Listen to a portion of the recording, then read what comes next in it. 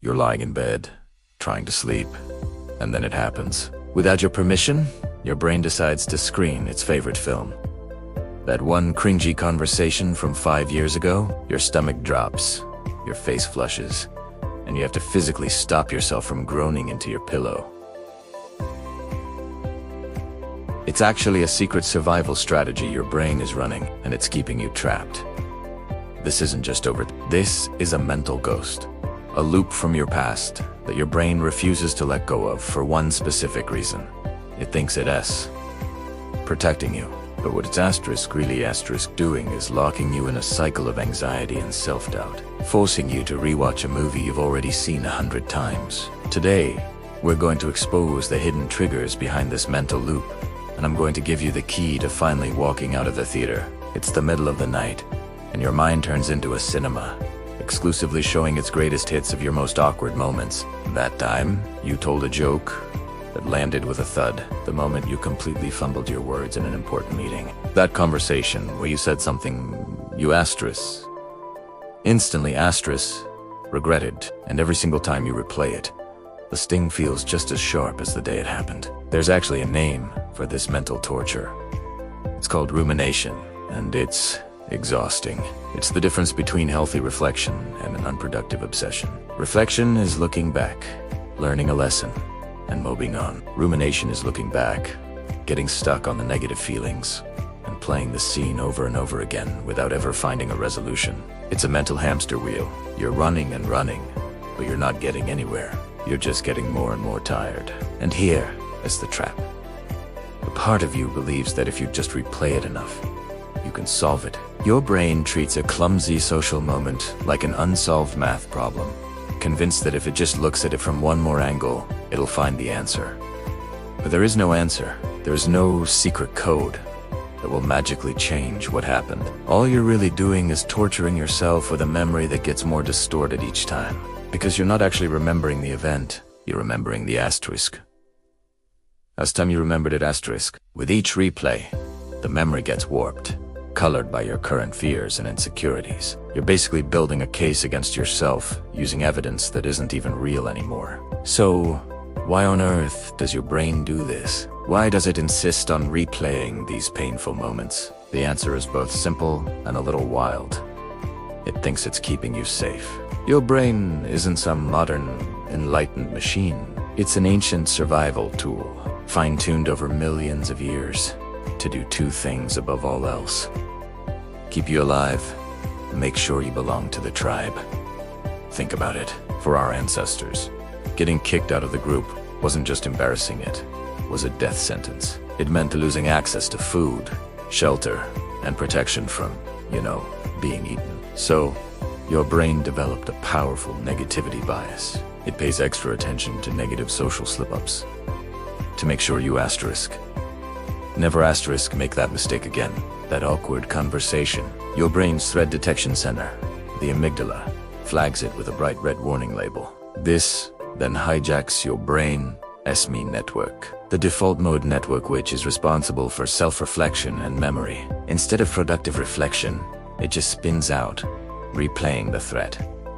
This process is so powerful that your brain will prioritize the memory of you tripping over your words over a major life achievement. It's not being cruel, it's being a survival strategist. It's running an outdated program that screams, remember the pain, replay the danger.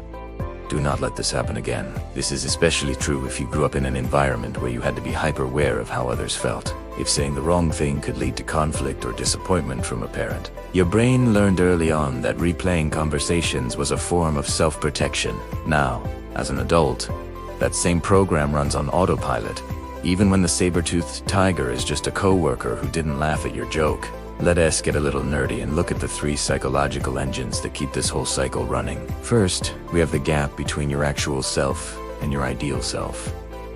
Psychologists call this a self-description. That moment you keep replaying isn't just about what you said.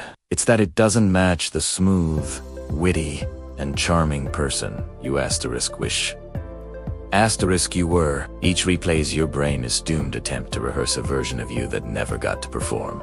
For people with a strong inner critic, a minor social fumble isn't seen as a normal part of being human, but as hard evidence of their deepest flaws. Second, the cycle is fueled by the illusion of control.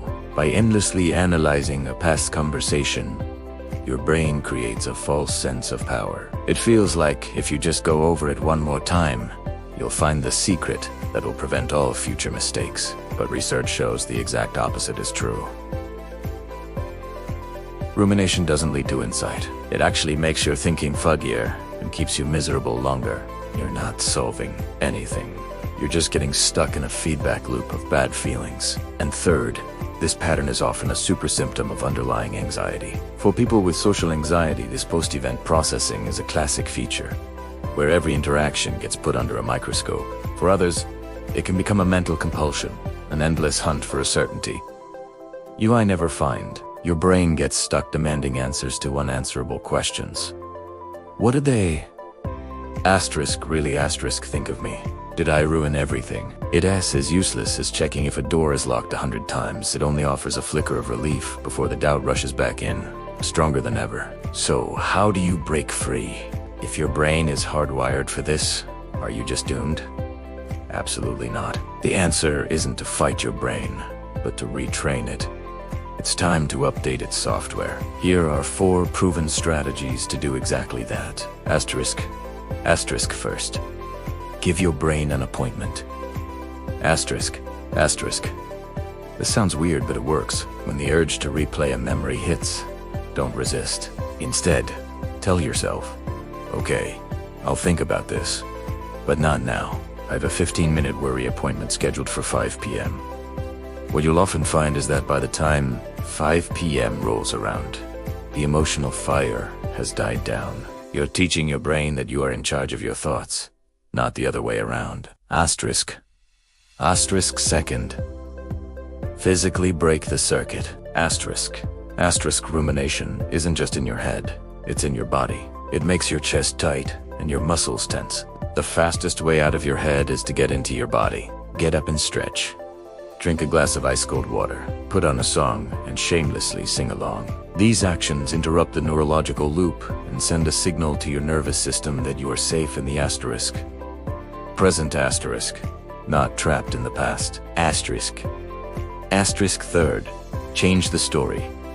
Asterisk. Your brain is a terrible storyteller, obsessed with the horror genre. It's time to become a better editor. When the replay starts, label it. Say to yourself, the awkward meeting movie is on again. Just naming it creates distance and reminds you that a thought is just a thought, not a 5-alarm fire. Then, challenge the narrative. Ask yourself, is it 100% true that they're still thinking about this? Or am I just You can't control what others think, and obsessing over it won't change the past. Asterisk. Fourth, practice active self-compassion. Asterisk. This is the big one. The only real antidote to a harsh inner critic is a kind inner voice. Look, the need to be liked is deeply human, and making social mistakes is part of the deal. Instead of beating yourself up, try treating yourself like you would a good friend. Say, it's okay that I felt awkward. It was just my brain trying to protect me. I'm a human, not a robot, and I'm allowed to be imperfect. Understanding why your brain is doing this, transforms that voice of criticism into a voice of compassion. Your brain's habit of getting stuck in the past is not a personal failure. It's the echo of an ancient survival instinct. Those mental loops feel real, urgent, and all-consuming. But they are just stories, distorted reruns of moments that are long gone. You are not your mistakes. You are not your awkward conversations. Those moments are not your prison unless you choose to live in them. You have the power to stop being a passive audience to your brain's replay reel and become the director of your own mind. By understanding the mechanism, you can start to diffuse it. You can acknowledge your brain's protective intention while gently, firmly guiding it back to the present. The past is a place of reference, not a place of residence. If you are ready to stop being trapped by the past and start living in the present, I want you to do one thing. Go to the comments and type the word present. It is a small declaration to yourself and to everyone here that you're ready to take back control of your mind.